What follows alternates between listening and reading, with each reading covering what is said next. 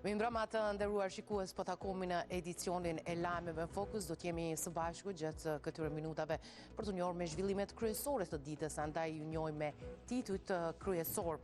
Rikthehet në përdorim web faqja e KQZ-s, niset dhe numërimi votave në të gjitha qendrat e numërimit gjatë ditës për shkak të problemeve me internetin. Procesi nuk kishte nisur në Prishtinë, Podujeve dhe Klokot. Kandidati për asamblis në Ferizaj, Danush Ademi, akuzon ish bashkëpartiakun e tij, Qazim Rahmanin, për sulm fizik gjatë ditës së zgjedhjeve. Ademi thotë se incidenti kishte për qëllim frikësimin e qytetarëve, ndërsa Rahmani mohon të ketë dieni për sulmin.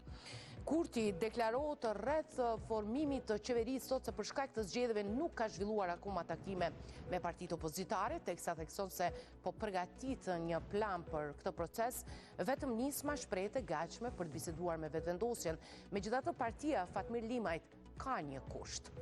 Arrestohet një person në Klinë në dyshimin se gjatë një ndalese nga një siti policor tentoi të largohej me vrull nga vendi i ngjarjes. Nga ky rast lëndime ka marrë një zyrtar policor i cili ka pranuar trajtim mjekësor, i dyshuari është arrestuar. Veteranët e UÇK-s finalizojnë përgatitjet për protestën gjithkombëtare që do të mbahet më 17 tetor në Tiranë. Nga Prishtina do të nisen 60 autobus për të kërkuar lirimin e ish-krerëve të UÇK-s që po mbahen në Hag. Protesta do të mbështetet edhe nga kryeministri i Shqipërisë, Edi Rama. Realizo ëndrrën tënde. Thuaj tunxhatjeta, shtëpisë tënde të re, qëndresa e re, pjesë e Bau Holding. Edicionin e nisim me numërimin e votave për asamblejë në qendrat komunale të numërimit. Për shkak të problemeve teknike me internetin, numërimi në Prishtinë, Podujev dhe Klokot është vënuar pasi pamundësia për të transmetuar pamjet për vëzhguesit ka shtyrë fillimin e procesit. Në komunat e tjera, numërimi po vazhdon sipas planit. Kutit janë plot me fletvotime, por salla që duhej të zhurmonte nga numërimi i tyre është bosh. Në qendrën komunale të numërimit në Prishtinë, të martën prezent ishin vetëm teknikët që po përballeshin me një pengesë teknologjike. Sistemi elektronik që siguron transparencën e procesit kishte ngrirë. Aktualisht ora është 10:30 dhe këtu në qendrën komunale të numërimit në Prishtinë ende nuk ka filluar procesi i numërimit të votave për asamblistët këtë martë. Kjo sipas KQZ-s po ndodh për shkak të rrjetit të dobët, i cili po e pamundson transmetimin e pamjeve për vëzhguesit nëpër ekranet e televizorëve. Nga salla 1 tetori ku është vendosur qendra, televizioni të 7 mësoi se problemi pritej të zgjidhej deri në orën 12. Megjithatë, ora kaloi dhe procesi nuk u rifillua deri në orën 17 kur KQZ-ja caktoi edhe një konferencë për media.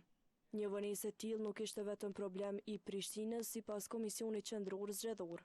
Në disa qendra komunale të numërimit si në Prishtinë, Podujev dhe Klokot, ky proces nuk është duke zhvilluar aktualisht për shkak të rrjetit të dobët të internetit, i cili po pamundson transmetimin e pamjeve në televizorët apo ekranet për vëzhguesit. Ekipet e KQZ-s janë duke punuar që ky proces të fillojë sa më shpejt edhe në këto QKN dhe për këtë KQZ do të njoftojë me kohë.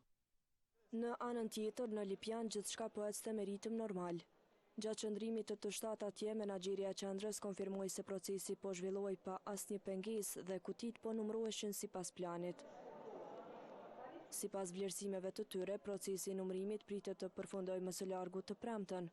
Ndërkaq të dhënat e KQZ-s para ditën e së martës thonë se në Prishtinë janë numëruar 94.78% e vendvotimeve, derisa në hënë të Elezit, numërimi dhe verifikimi është përmbyllur të hënën në mbrëmje.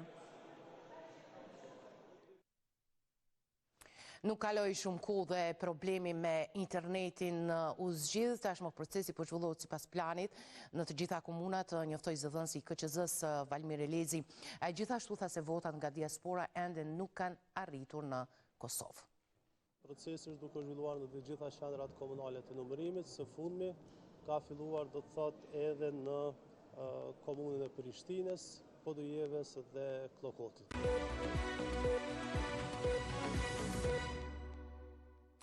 Për të parë nëse procesi i numërimit të votave ka nisur pas rregullimit të problemeve teknike në sallën 1 tetori, ku është vendosur qendra për Prishtinën, tani do të lidhemi me gazetarin ton, Qerimtar Morina. Qerimtar, fillimisht përshëndetje. A mund na konfirmosh nëse numërimi i votave ka nisur në sallën 1 tetori dhe po zhvillohet procesi tani që problemet teknike janë zgjidhur? Mi mbrëma Aurora, atëherë po mund ta konfirmoj që procesi i numërimit këtu në qendrën e numërimit të Prishtinës ka filluar këtu në sallën 1 tetor, mirë po edhe pse me një ditë me vonesë, por tani në këto momente vëzhguesët dhe komisionerët e të gjitha partive politike kanë dalër në pauzë, pra është një pauzë nga ora 19 deri në orën 20, ndërsa flet votimet janë lënë këtu siç po i shihni, pra nëpër tavolina, shumica prej tyre të pambrojtura, pra në farë mënyrë është një.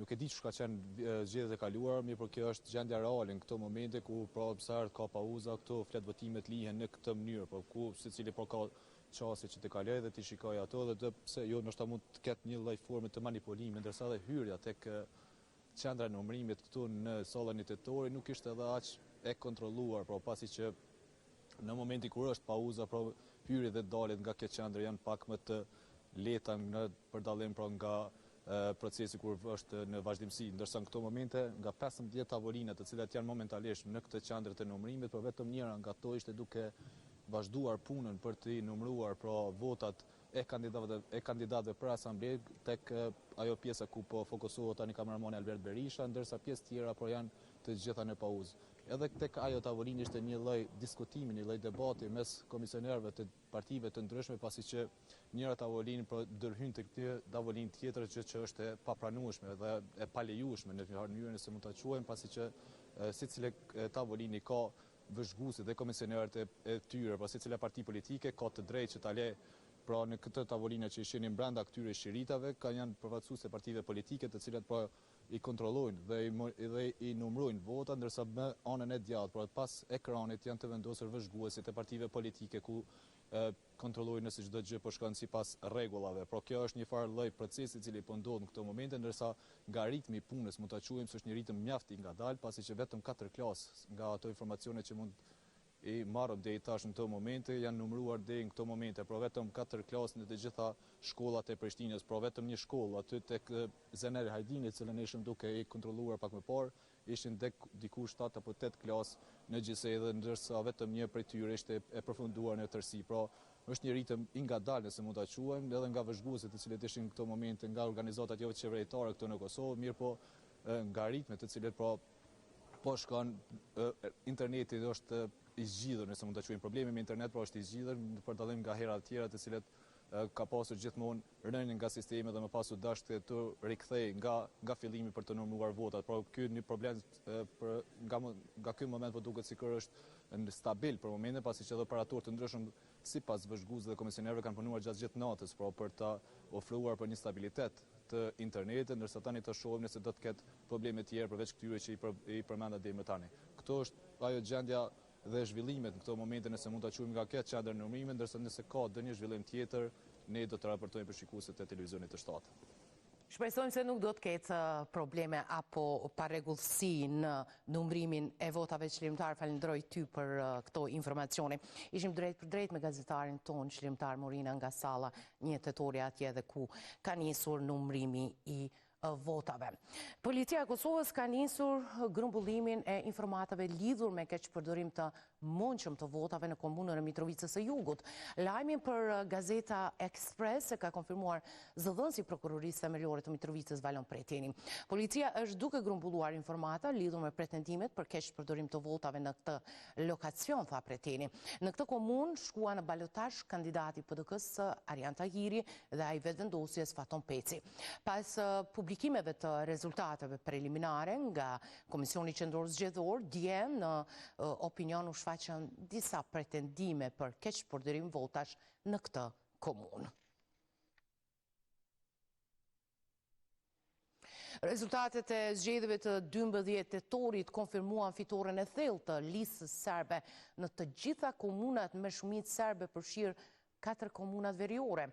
Kryetarët shqiptar që udhëhoqën këto komuna për më shumë se 2 vite tani po largohen, ndërsa disa prej tyre nuk presin ndryshime të mëdha me rikthimin e listës serbe në pushtet. Ndonë se qëndroi për 6 muaj i ngujuar në objekt nuk pati sukses në zgjedhje. Mirë po minjëherë pas disfatës në Leposaveç, kryetari Lulzim Hetemi hapi konkurs për 12 vende të reja të punës në komunë. E ani pse u kontaktua disa herë nga televizioni 7 gjatë ditës, nuk ishte i gatshëm të sqarohej për këtë vendim pak para lirimit të detyrës. Një lloj si ky humbi në zubin botok edhe kryetari aktual Izmir Zeqiri, i cili vinte nga radhët e Partisë Demokratike të Kosovës. Teksa foli rreth punës së tij mbi 2 vjeçare në atë vend, u shpreh i lumtur për atë se çka arritën brenda pak kohësh. Që kemi prunë në një klim demokratike ku qytetarët njihen të lirë dhe për të jetuar dhe vepruar. Do thotë na tregon fakti i daljes në zgjedhje që në histori non subjekte edhe non garus për këtar kanë qenë në zgjedhje. Tash me rikthimin e listës serbe në udhëheqje të Zubin Potokut, Zeqiri megjithatë nuk pret ndryshime sa i përket respektimit të institucionit. Edhe Miloš Perovići, edhe gjithë lista serbe, edhe secila listë, edhe secila parti, individ apo grupacion, në qoftë se nuk e respekton protokollet, normat ligjore, atakohet me ligjin. Edhe duhet atakohet me ligjin, edhe masa duhet i merr ligji. Sepse nuk kemi të drejtë, domethënë si masteke nuk ka kërkun but. Një lloj humbën edhe Ilir Peci në Zveçan dhe Erden Atić në Mitrovicën e Veriut, por nuk ishin të qasshëm gjatë së martës. I gatshëm për të deklaruar ishte kandidati tjetër për kryetar në Mitrovicën e Veriut, Betim Osmani, që vlerëson se megjithatë rol më të madh ka ekzekutivi se sa kryetari. Veriu i Kosovës nuk ka pas probleme me kryetarët e komunave, besoj që ka. Kryesorja ka qenë që nuk ka funksionu sistemi shtetëror në veriun e Kosovës, edhe kjo është arritur, dhe shpresoj që qeveritë tona, secila që të vjet do ta implementojë. Ne kemi si qytetarë të veriut kemi kërkesa të shumta për institucionet tona qendrore, ku kjo do ta lehtësonte edhe jetën e të gjitha komuniteteve në veri. Në zgjedhjet e 12 tetorit, lista serbe fitoi pa balotazh në të gjitha komunat me shumicë serbe përveç Kllokotit. Procesi i zgjedhjeve nuk kaloi pa incidente dhe përleshje fizike. Një rast i tillë u regjistrua në Ferizaj, ku ishte kryetari i komunës Danush Ademi. Pretendon se u sulmua nga familjarët e rivalit të tij politik, Qazim Rahmani. Të dy palët kanë dhënë versione të ndryshme të ngjarjes. Të drejtën e votës vendosi ta ushtrojë rreth orës 16 së dielës, por me njëherë pasi doli nga shtabi i Partisë Unioni Republikan i Ashkalinjve në Dubrov të Ferizajt, kandidati për asamble Danush Ademi u përball me disa persona. Sipas dëshmisë së tij, u sulmua sapo kishte dalë nga vetura, ndërsa në vendngjarje Ademi ka identifikuar se sulmuesit ishin familjar të rivalit të tij politik Qazim Rahmani. Dhe ata i kompon mënyrë të organizume, planifikume kanal për në mëna sulmu. Iniciatori i parë i këtyne ka qenë Sulejman Ramoni, baba i Qazim Rahmani. Unë isha që u zboti shka një planifikim një turn për 50 vetëve. Këtë shtobi ti komplet. Ish nën kryetari komunës së Ferizajt pretendon se sulmi ishte planifikuar që qytetarët të mos delnin të votonin.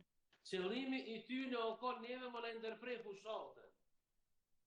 Që na mës me qu votus në përvend votime. Mës me shku votus të tonë me votu. Qëllimi o kone, dhe kanë arrit qëllimin. Se asnjë votus prej 4 orë e 10 minuta nuk ka dalë më me votu. Se një konstacion policisë. Ata e kanë ditë që ka fundon me liderin e tyne. Në anën tjetër, sipas versionit të palës tjetër, dyshohet se erdhi pas provokimeve të pretenduara të Ademit. Zoti Danush Ademi në mrena në fshat me ka provokuar, me ka ndaluar, me ka shoh fëmijët, gratë, vorret, nanën, babën dhe gjithçka çka është e ulët për një njeri. Dhe unë ju kum dalë me fjalën se është jo mirë kjo kulturë të cilën po e bën. Kryetari i Partisë Demokratike të Ashkalinjve të Kosovës shprehet se ai personalisht ka telefonuar policinë dhe s'ka qenë fare në dijeni për incidentin. Unë e kam njoftuar policinë për ato që ka ndodhur, sepse më tha masore shtati nuk jeton. dhe kjo është e papranueshme ky ofendim. Pastaj unë kam lëvizur në drejtim për të shkuar në shtab, përderisa unë kam shkuar në shtab, familjarët e me kishin kuptuar këtë sharje dhe pastaj ishin kacafyt me fjalë edhe më herët dhe aty kanë qenë një shtyrje mes tyre. Të shtatë ka tentuar të marrë një qëndrim edhe nga prokuroria themelore nëse është marrë ndonjë masë ligjore për ndonjërin, por s'kan kthyer përgjigje. Danush Ademi dhe Qazim Ramani, të dy nga fshati Dubrovdi, kur ishin pjesë e subjektit politik Partia Demokratike e Ashkalenjve të Kosovës. Megjithatë, në zgjedhjet e fundit, ata vendosën të ndajnë rrugët duke u pozicionuar në parti të ndryshme politike. Për shkak të zgjedhjeve lokale, kryeministri në detyrë Albin Kurti tha se nuk kanë nisur ende bisedimet me partitë për formimin e qeverisë. Ai njoftoi se po përgatit një plan për këtë proces, ndërsa vetëm nisma socialdemokrate ka shprehur gatishmëri për të bashkëpunuar me vetëvendosjen. Megjithatë, partia Fatmir Limajt ka vendosur një kusht. Para 3 ditësh e mori mandatin nga presidentja e Kosovës. Mirë po tek pas 8 muajsh nga zgjedhjet e 9 shkurtit, Albin Kurti hyri në afatin 15 ditësh për formimin e qeverisë së re. Ndonë se për kryeparlamentaru po për 58 herë rresht që nuk i ka 61 vota, kryetari i LVV-s vazhdimisht pretendonte se do i përdor ato për ekzekutiv. E tash kur ka edhe pak ditë kohë, Kurti ende nuk ka komunikuar me askënd në parlament sa i përket kësaj çështjeje. Për shumë punë këtë ditë, analiza e rezultateve nga qendrat, na duhet ta shohim kontributet që kanë pasur fushatat në për komuna me rezultatin që kemi arritur, në mënyrë që sa më shpejt të fillojmë me fushatën për balotazhe. Andaj dje dhe sot nuk kam arritur ende që të zhvilloj ato komunikimet, por po e bëjmë një plan edhe për këtë gjë, i kemi më shumë se 10 ditë. Sipas partnerës së vetëvendosjes Mimoza Kusari Liles, këta përjashtojnë veç 2 subjekte nga bashkëqeverisja, Partinë Demokratike e Listën Serbe. Dhe serbit që zgjodhen nën kryetaren Nenad Rashić deklaroi se preferon një koalicion me lidhjen demokratike. Megjithatë, LDK-ja dhe Aleanca për Ardhmërinë e Kosovës kanë theksuar se nuk lëvizin nga qëndrimet e tyre paraprake. Ne kemi thonë që në vazhdimsi kemi qenë për koalicion të partive ish opozitare dhe jo s'kemi ndru qëndrim në asnjë formë, asnjë rrethon. Nuk kam thonë që shkojmë në koalicion me Albin Kurtin edhe kështu këty në parinë dhe do ju qëndrojmë. E vetmja që shpreh gatishmërinë që të ulet e të bisedoj me partinë fituese është nisma social-demokrate. Edhe sigurisht që nëse do të ketë një ftesë, na do të ulemi prapë me bisedu. Jena të përgjithshëm për situatën politike dhe kena më përgjigj në bazë të rrethonave të reja nëse ka një vendimarrje të re. Vetëse kushti është i qartë, largimi i Dimal Bashës nga pozita e kryeparlamentarit. Mendoj që nëse fillohet ka me fillu me karta të reja, ka me fillu gjithçka nga fillimi, pra edhe konstituimi i kuvendit, edhe një kryetar tjetër i kuvendit, ulemi në tavolinë dhe bisedojmë për një situatë të re politike. Sigurisht gjithmonë të mendu që vendi ka nevojë shumë urgjente për krijimin e institucioneve. Sipas Izmakut, lideri i partisë Fatmir Limaj është i duhuri për të udhëhequr institucionin legjislativ. Edicionin e vazhdojmë me veteranët e UÇK-s, të cilët po finalizojnë përgatitjet për protestën gjithkombëtare më 17 tetor në Tiranë. Nga Prishtina është bërë ditur se do të nisen 60 autobus për të kërkuar lirimin e ish-krerëve të UÇK-s që po mbahen në Hag.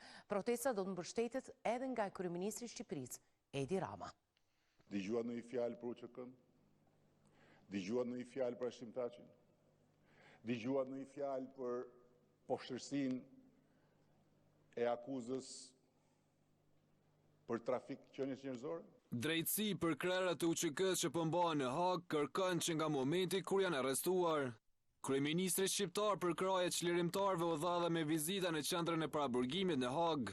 E së fundmi Edi Rama do t'i mbështesë edhe nga sheshi Skënderbeu në Tiranë në protestën që do të mbahet më 17 tetor. E kemi të konfirmuar se kryeministri Edi Rama do të merr pjesë në protestë. Jem të pritë sot apo nesër na lajmëron për fjalën. Nuk besoj se do ta refuzon fjalimin të paktën. Së bashku me Edi Ramën e me mijëra shqiptarë që pritet të marrin pjesë në atë protestë, do të organizohen edhe 60 autobus që do të nisen nga Kosova. Ne besimin në përfundim të organizimit, protesta na ka meta 2 ditë, do të thotë që mund të punojmë, të premten do të mbahet protesta. Çdo sa nga shkum në atë nivelin, ne se kemi mendu ka shkuar më mirë sa kemi menduar ne. Mendoj se numri qytetarëve bukur i madh, që vetëm nga Kosova deri me sot i kemi mbi 60 autobusa që janë të konfirmuar nga shoqatat tona, nga 3 shoqatat, e invalidëve, dëshmorëve dhe veteranëve. Organizatat e dala nga lufta një kërkesë e patën edhe për institucionet e Kosovës. Qeveria jonë është mirë më i dërplu me këtë pyetje. Qeveria në detyrë, se sot qeveria ndë, po është detyrë, mirë dërplu asoj dhe një mësë dhe ata, dhe një mësë skandal me në mështet, shtu që jo. Jo sa s'monin protestën e 7 gushtit, me skandal me një konferencë, që dini atëre besoj këtë më pyetje, që do të kanë të drejtë shoqatat e luftës protestojnë, aja ka qenë bjolla asoj që e fandit për fjallë që ka thonë, po jo deri mësë skandal. Protesta në barë kombëtare do të mbahet me 17 tetor në orën 17 në Tiranë, ku do të bëhet thirrje për një gjykim të drejtë në Hag për krerët e ushtrisë çlirimtare të Kosovës. Ndërkohë, dhomat e specializuara të Kosovës në Hag kanë marrë vendim me të cilin ja kanë vazhduar masën e paraburgimit ish presidentit Hashim Thaçi në rastin ku bashkë me Kadri Veselin, Recep Selimi dhe Jakub Krasniqin akuzohet për krime lufte dhe krime kundër njerëzimit. Vendimi është marrë më 10 tetor 2025 nga kryetari i trupit gjykues Charles Smith. Ky vendim u mor ani pse trupi gjykues ka konstatuar se ka mungesë informacioneve që do të justifikonin konstatimet se Thaçi mund të arratiset të drejtësisë në rast që lirohet. Por i njëjti trup gjykues është bindur se i akuzuari mund të pengojë procedurat e dhomave të specializuara edhe të kryej krime ndaj atyre që perceptohen kundërshtar të UÇK-s, duke përfshirë edhe dëshmitar që kanë dhënë ose mund të japin dëshmim. Po ashtu paneli ka konstatuar se asnjë prej kushteve të tjera alternative nuk mund të zbus mjaftueshëm këto rreziqe. Si rrjedhoi, u konstatua se paraburgimi ndaj Thaçit edhe për 2 muaj të tjerë është i nevojshëm dhe i arsyeshëm.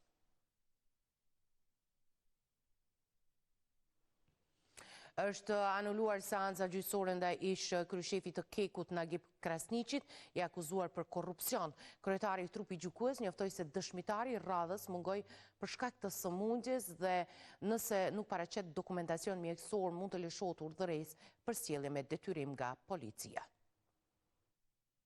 Në sallë, në hapësirën brenda gjykatës themelore të Prishtinës, i akuzuari Nagib Krasniqi ul pra mbrojtësit të tij ligjor. Për dallim prej tyre, këtu do të mungonte dëshmitari i radhës Skender Muçulli. Ai mban pozitën udhëheqësit të Departamentit të Tregut të Energjisë pranë zyrës së rregullatorit për energji. Rreth 15 minuta më vonë se ora që u caktua për fillimin e seancës, trupi gjykues u paraqit në sallë. Gjyqtari Arben Hoti bëri të ditur se dëshmitari s'do të jetë prezant. Për seancën e sotme ashtu siç i kemi paraqarë që në vërtet në vërtetë është paraqarë dëshmitari Skender Muçulli.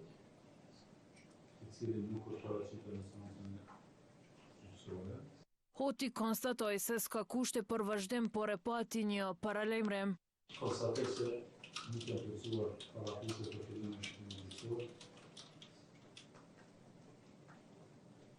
Do të merret edhe shëtimi gjyqësor shtyhet në të kodët e terminit të çuar vajzë si në detyrim për një policisë personale. Sipas aktakuzës së Prokurorisë Speciale të Kosovës, ish kryeshefi i Kekut Nagib Krasniqi akuzohet për veprën penale, keqpërdorim i pozitës apo autoritet zyrtar.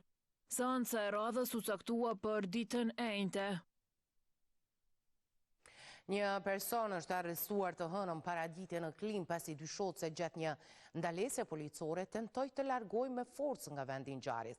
Gjatë këtij veprimi dyshuari ka lënduar një zyrtar policor i cili ka pranuar trajtim mjekësor. Pas incidentit i dyshuari u vu në pranga. Janë të gatshëm të intervenojnë sa herë e kërkon puna. Por për të ruajtur sigurinë e qytetarëve, zyrtarët policorë ndonjëherë hasin edhe në pengesa. Hiç më larg se të hënën një polic nga Klina u përballë me një rrezik gjatë kohës sa ishte në detyrë zyrtare. Kur ai ndaloi një automjet të dyshuar, shoferi i cili ishte në ndikimin e alkoolit nisi me vroll veturën dhe i shkaktoi lëndime trupore zyrtarit policor. Të hënën një zyrtar policor në Klinë është lënduar pasi kishte ndaluar një automjet dhe i dyshuari kishte ikur me vroll kur kishte kuptuar se duhet i nënshtrohej kontrollit policor. Zëdhënësi i policisë për rajonin e Pes, Fadel Gashi, thotë se kjo ka ndodhur në orën 11 në rrugën Bill Clinton. Ditën e djeshme rreth orës 11 në rrugën Bill Clinton në Klinë Patrolla Gjersa ka qenë në pikë statike, ka ndaluar një vetur, ka kërkuar nga personi tregona se dhënë diçka të jashtëligjshme, vozici të thot tani dyshuari, me njëherë e ka mbyll drejtaren dhe vërllshëm e ka nis veturin, është larguar nga vendi i gjatë. Nga prokuroria tregoi se ai ishte në gjendje të dehur dhe pas arrestimit është dërguar në mbajtje për 48 orë.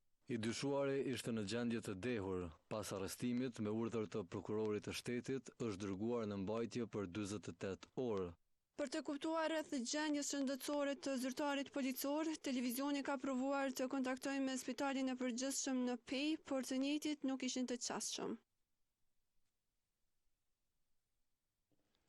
Ndrojmë temë. Prindërit e nxënësve të shkollës Asim Vokshi në Prishtinë kanë protestuar sot para shkollës Zenel Hajdini.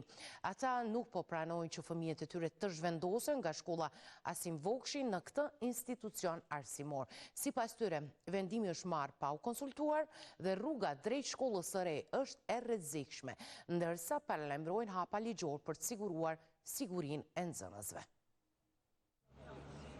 Shkolla Zenel Hajdini u shndrua sërish në lokacion proteste për prindrit. Këta janë të pakënaqur me vendimin që fëmijët e tyre nga shkolla Asim Vokshi të zhvendosen në këtë institucion arsimor. Vendimi për zhvendosin e tyre, sipas prindërve, është bërë pa u konsultuar me ta. Nuk janë plotësuar kushtet për mësim çorditor, edhe mësimi çorditor nuk ka filluar. Na si shqetësim kryesor kemi shpreh pasigurinë e fëmijëve tonë. Sipas tyre, rruga që fëmijët duhet të përshkojnë po ashtu është shumë e rrezikshme. Fëmijët tonë ka përcjellë në rrugën kryesore atje pothuajse magjistrale, që është shumë e frekuentuar, edhe kjo pjesa kënej ka të vinë është rruga shumë e ngarkuar, shumë e frekuentuar. Para disa ditësh është bërë një aksident, është aksidentuar një fëmijë shkel prej kerrit dhe në të ardhmen e kemi problem dhe kemi shqetësim shumë të madh. Dikush tjetër flet edhe për distancën e largët nga shtëpia në shkollë. Me detyru thjesht dikën me ardhë me marrë, na kanë ndrodhe neve jeta komplet. E ka mami pensionera, ajo shumë e vjetër për me marrë fëmijën, nuk e di amon arrindi këto, do të mi kalu disa rrugë. Prindrit paralajmërojnë se do të ndjekin rrugë ligjore për të kërkuar sigurinë e fëmijëve të tyre. Me këtë fitore historike të kombëtares së Kosovës e përmbyllim këtë edicion të lajmeve. Ju vazhdoni të qëndroni me ne pas një blok të shkurtër të marketingut. Do të jeni me emisionin pressing me Leonard Kërçukin. Falenderoj për vëmendjen. Ju vazhdoni të qëndroni me ne.